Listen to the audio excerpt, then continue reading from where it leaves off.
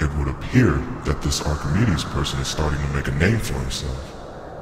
The fourth wise man, huh? I can change that. I'll make this little puppet dance.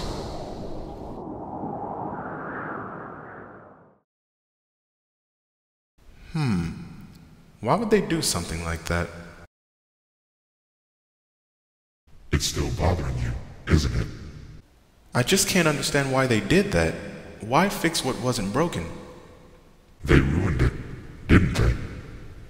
I don't know. One of your favorite franchises turned into a shooter.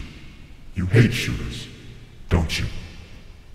I don't really hate them. I'm just sick of seeing them everywhere. You should tell everyone what you really think about those games. I'd rather not. What's wrong? Are you afraid to tell them? Afraid of what they might say to you?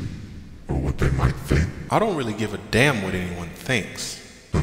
Who are you trying to convince, Archimedes? Me or yourself? Fuck it. I'll tell them exactly what I think about those pathetic excuses for a survival horror game. That was too easy. This guy isn't as smart as people think. I'm gonna have a lot of fun with this one.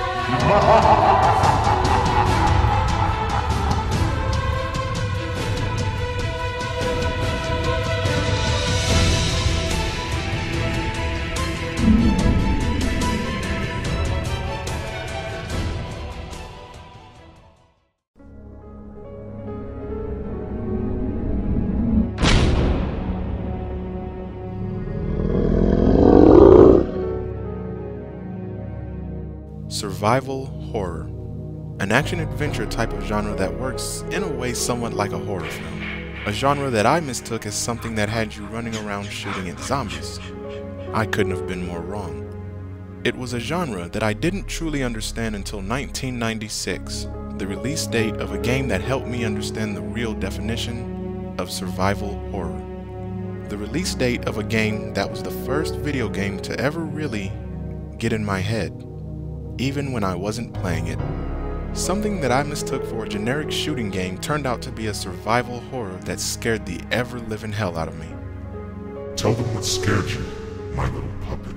The silence in certain rooms and hallways, the different camera angles, the sudden surprises from the windows, the constant concern of making sure I didn't run out of ammo and first aid sprays, or thinking that I killed that zombie, then finding out that it was still alive when it quickly started biting at my ankles. A genre that, despite games that resembled it before, I never truly understood it until I played this game. A good year after I got my PlayStation. A game that changed the way I looked at survival horror. It scared you, didn't it? As a kid, it scared me, but I couldn't stop playing it. This was Resident Evil. This game was different to me. This game wasn't about taking random loud obnoxious gun number 4 and aimlessly shooting at everything that moved. Oh no, this was different. This felt original, a true classic in the survival horror genre.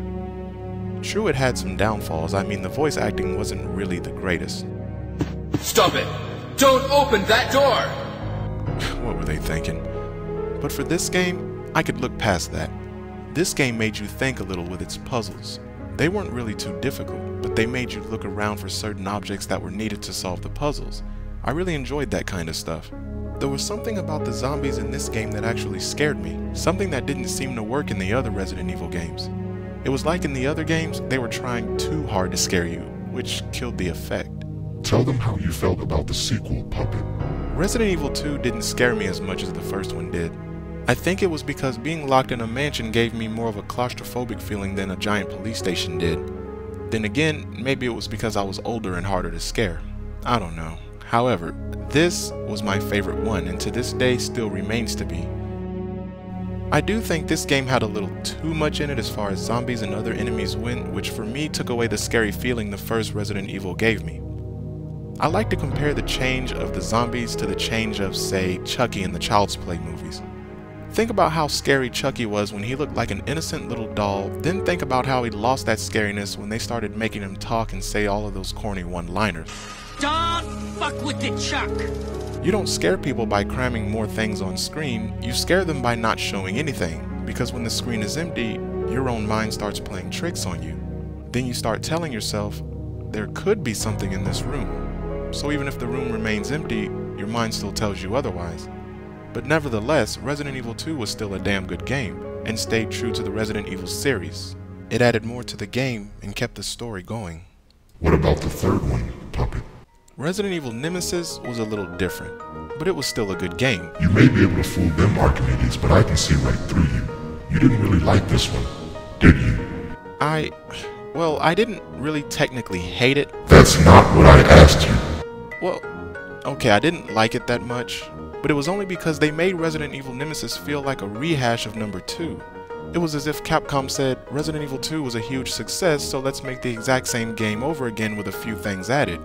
This game really should have been called Resident Evil 2, but not really Nemesis. I mean, hell, they even used the same damn police station.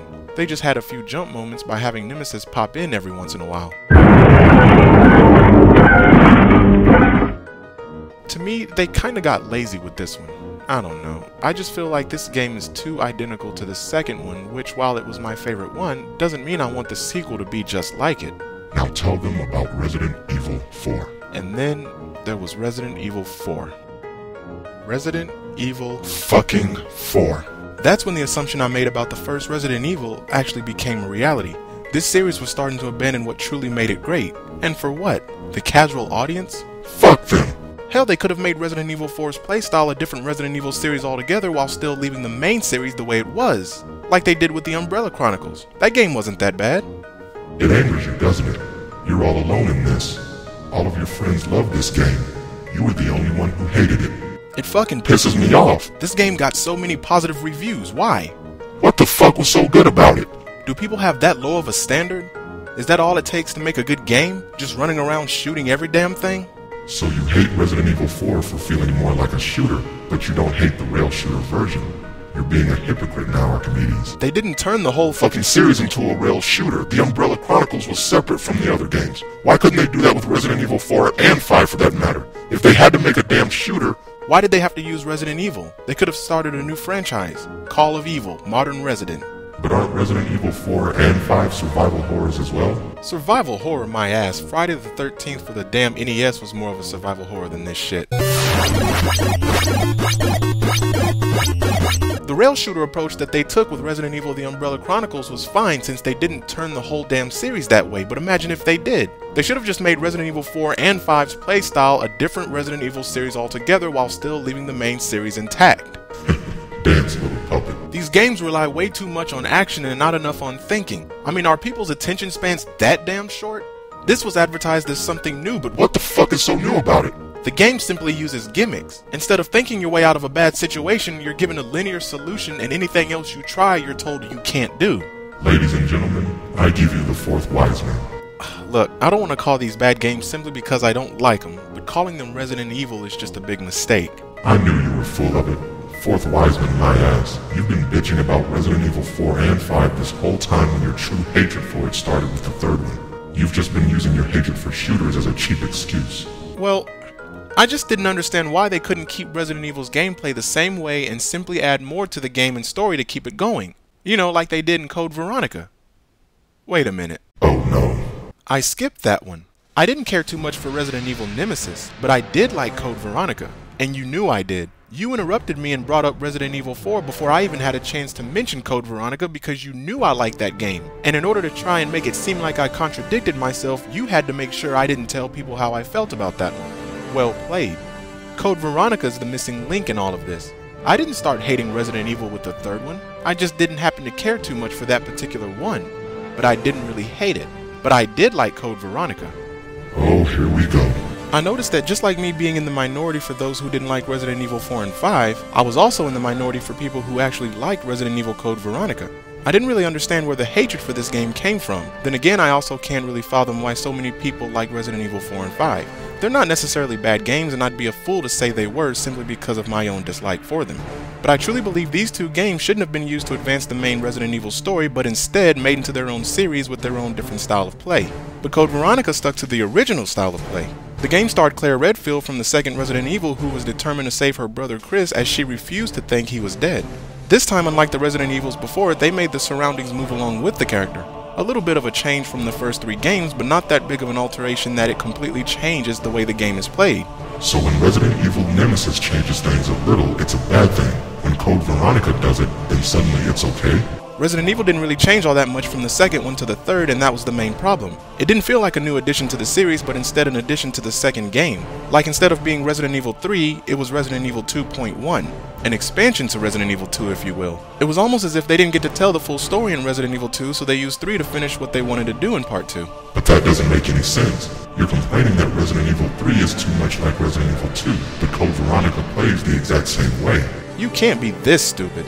Gameplay mechanic-wise, yes, the games are the same. However, with Nemesis, while a few things were changed, or I guess added to the game that wasn't in Resident Evil 2, nothing else was really changed. A lot of the main setting took place in the same area. Imagine if Resident Evil 2 took place in the same mansion and the only change was you were playing as different people. Code Veronica kept the same gameplay mechanics, yes, but changed the setting and kept the story going.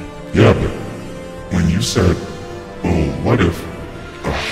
My likeness for Code Veronica isn't the same as my dislike for Nemesis or hell even Resident Evil 4 and 5, especially 4 and 5. Those games were completely different. I normally don't mind when a company tries something new, but never take away what made your game so good in the first place.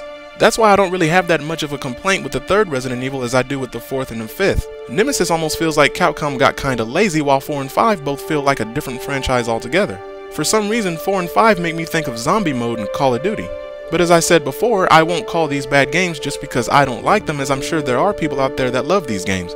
I just wish Capcom didn't make Resident Evil 4 and 5 Resident Evil games, but instead a different franchise while keeping 4 and 5 to their basic roots. I have an assumption about this, but there may be holes somewhere that I never thought of. Maybe my viewers can tell me. I almost get the feeling that Capcom may have wanted to actually start a new franchise and figured if they didn't keep a well-known name with it, it may not have succeeded. However, at the same time, I think a company like Capcom doesn't really have to worry about that since the name Capcom alone is enough. Alright, Archimedes. Round 1 goes to you. But remember this, there will be another Halloween. You done yet? Thank you everyone, I hope you enjoyed yourselves, and I hope you all have a Happy Halloween!